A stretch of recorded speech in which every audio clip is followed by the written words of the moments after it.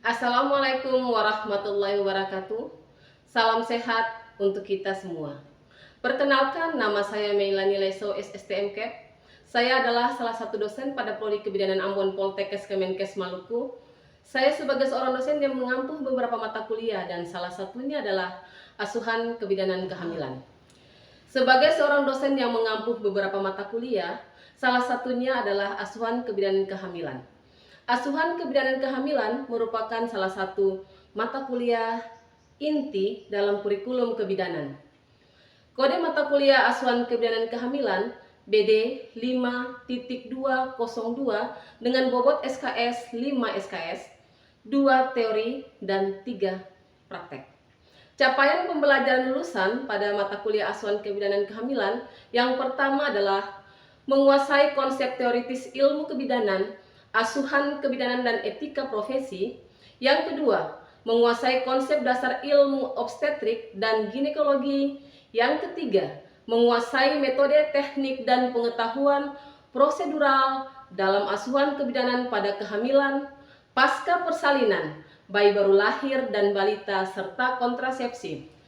Adapun keterampilan khusus yang perlu dicapai pada mahasiswa Prodi Kebidanan Ambon, khususnya mata kuliah asuhan kebidanan kehamilan, yang pertama, mampu melakukan asuhan kebidanan kehamilan pasca persalinan normal, bayi baru lahir, bayi dan balita normal sesuai standar kompetensi bidang vokasi. Adapun keterampilan khusus yang perlu dicapai, yang pertama, mahasiswa mampu melakukan asuhan kebidanan pada kehamilan pasca persalinan normal, bayi baru lahir, bayi dan balita normal sesuai standar kompetensi bidang vokasi. Yang kedua, mampu mengidentifikasi penyimpangan atau kelainan pada kasus kehamilan pasca persalinan, bayi baru lahir, bayi dan balita.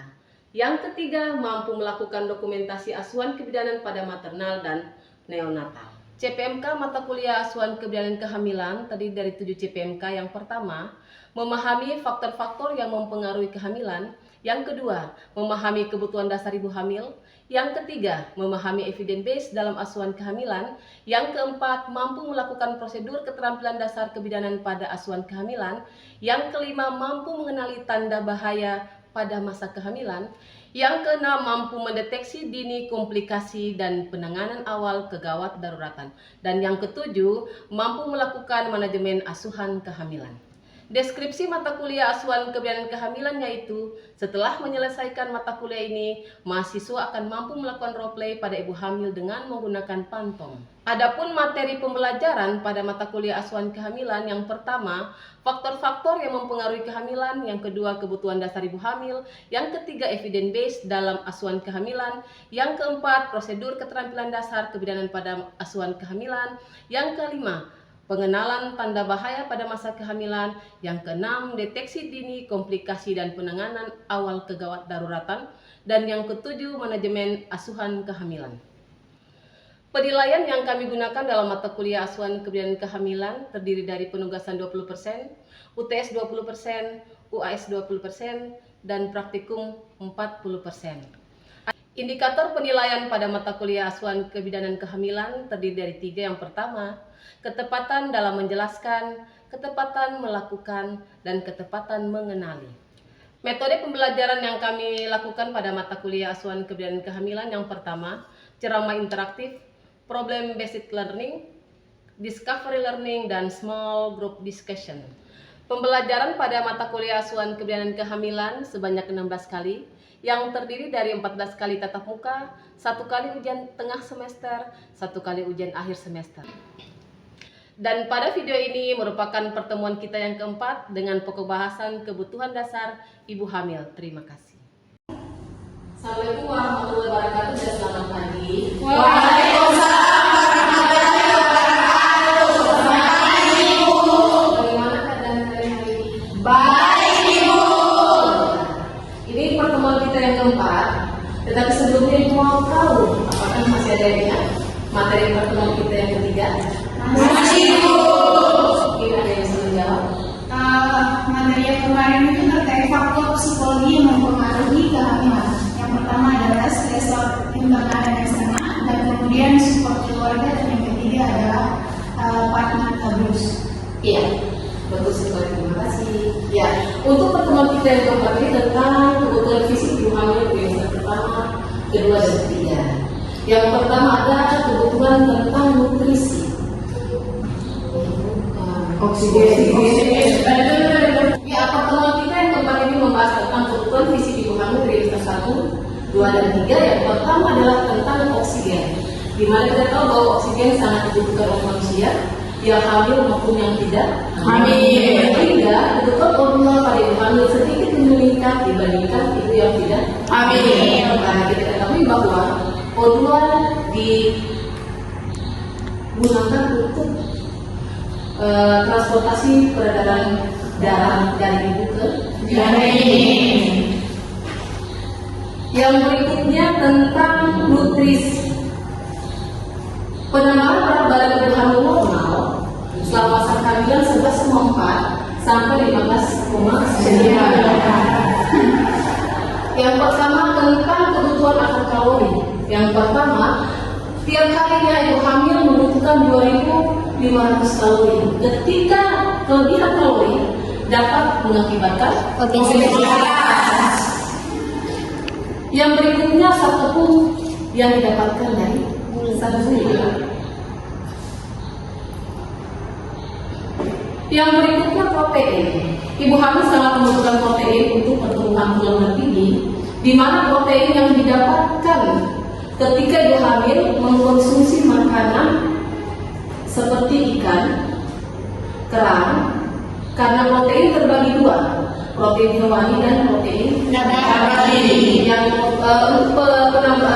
mendapatkan protein nabati bisa kita dapatkan dari mengkonsumsi tahu dan tempe. Sementara protein hewani bisa dari ikan dan daging. Ya, tapi harus dilihat lagi dari strata ekonomi pasien. Jangan sampai kalian memberikan penyuluhan itu harus mengkonsumsi untuk protein ya. Yang berikutnya kalsium. Penambahan kalsium selama masa kehamilan sekitar 400 mg per hari atau 1,5 kg per hari. Selain didapatkan dari bahan makanan yang dia konsumsi, bisa juga didapatkan dari ketika ibu hamil mengkonsumsi tablet. Jadi ibu hamil harus rutin ya mengkonsumsi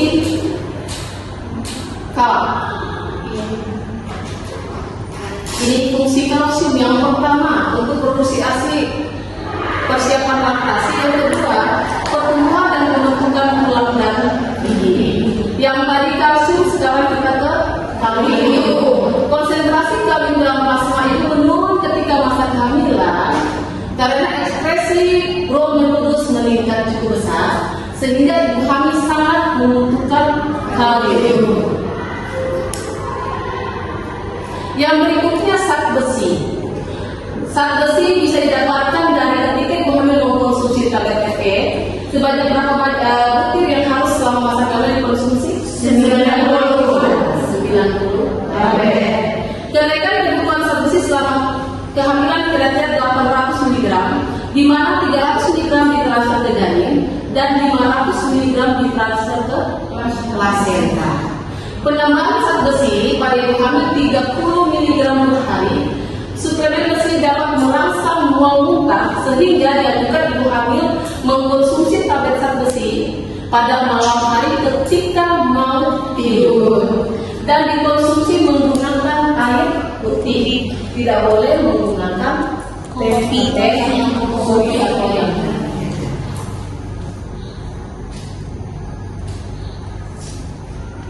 Yang berikutnya asam folat. Asam folat yang dibutuhkan ibu hamil sebesar 400 mg per hari. Ketika kekurangan asam folat dapat mengakibatkan anemi. Selain asam folat, ibu hamil juga membutuhkan air. Karena kita bisa tahu bahwa ibu hamil sering berkeringat sehingga membutuhkan cairan. Air yang dibutuhkan 6 sampai 8 gelas per hari atau ada juga yang lebih, tergantung dari kebutuhan masing-masing ibu hamil. Yang berikutnya vitamin. Ada vitamin A, vitamin B12 dan vitamin C. Itu yang perlu dikonsumsi Bu selama masa kehamilan. Yang berikutnya personal hygiene. Ibu hamil perlu menjaga personal hygiene dengan mandi 2 sampai 3 kali sehari, menjaga kebersihan organ genitalia dengan membersihkan genitalia dari daerah depan ke belakang.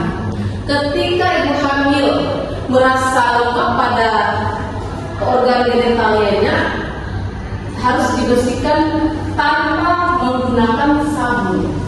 Tidak boleh menggunakan sabun ya, yang bisa dipakai di tas. Yang berikutnya kebutuhan akan pakaian. Ibu hamil harus menggunakan pakaian yang longgar, bersih, tidak ketat, terutama di daerah perut. Yang berikutnya berbahan yang mudah menyerap keringat dan pakaianlah yang menyokong payudara. Ya, yaitu. Yang berikutnya eliminasi. Ada kebutuhan akan belakang dan kebutuhan akan BAB. Jadi itu harus kita pahami terus ya untuk kebutuhan eliminasinya ya. Yaitu untuk seksual, ibu hamil juga membutuhkan hubungan seksual, hubungan seksual, tetapi harus melihat dari usia kehamilan. Jangan pada usia kehamilan kita satu karena akan menyebabkan terus. Ya.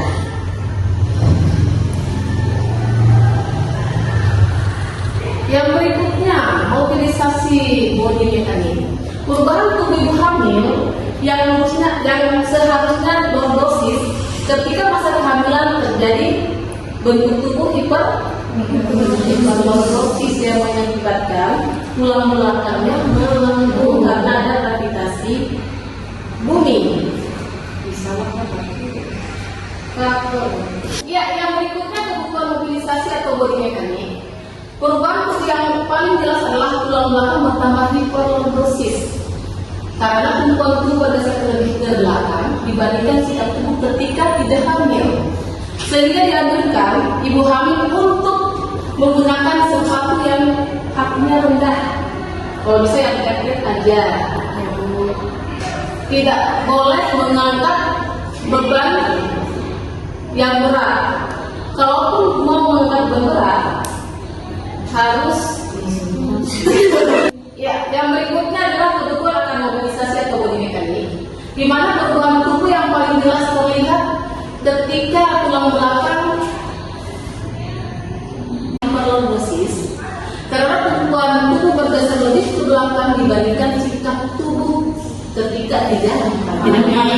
Ibu hamil dianjurkan untuk menggunakan sepatu yang tidak berhak, ya, yaitu untuk mobilisasi atau body mekanik. Yang berikutnya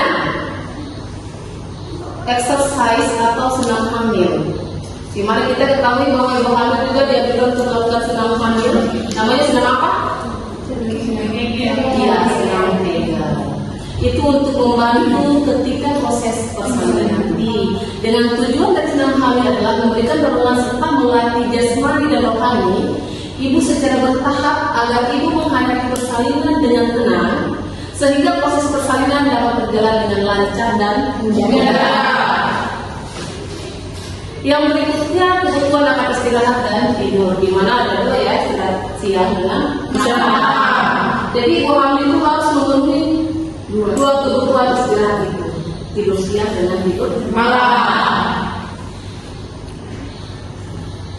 Iya, ini kebutuhan yang berikutnya sering didapatkan ketika ibu hamil melakukan kunjungan kehamilan. Imunisasi dengan jarak 1 minggu penyuntikan dari TT yang pertama ke TT yang kedua. Jadi ibu hamil harus mendapatkan 2 kali TT.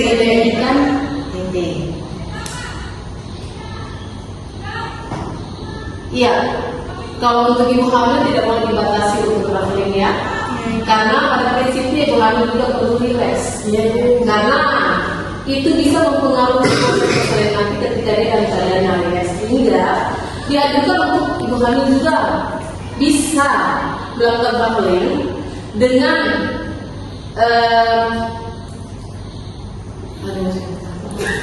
Ya, kebutuhan ibu hamil yang berikutnya adalah traveling. Ibu hamil juga perlu traveling karena bisa membantu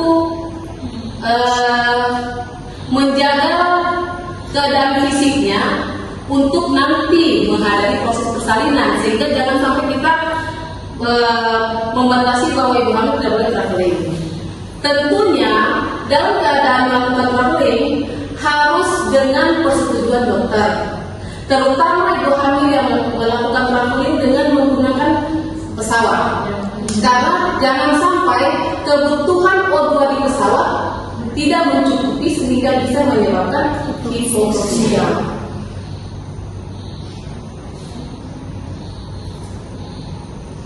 Ya, yang berikutnya persiapan laktasi. Laktasi adalah keseluruhan proses menyusui mulai dari ASI, diproduksi sampai proses bayi menghisap dan menelan. Yang pertama, kita harus melihat nutrisi ibu hamil yang dipersiapkan pada saat masa kehamilan. Kita harus mempersiapkan nutrisinya, kita harus mempersiapkan jasmani rohaninya, sehingga ASI itu bisa diproduksi dengan baik dan bisa lancar, sehingga kebutuhan bayi akan terpenuhi pada masa nifas.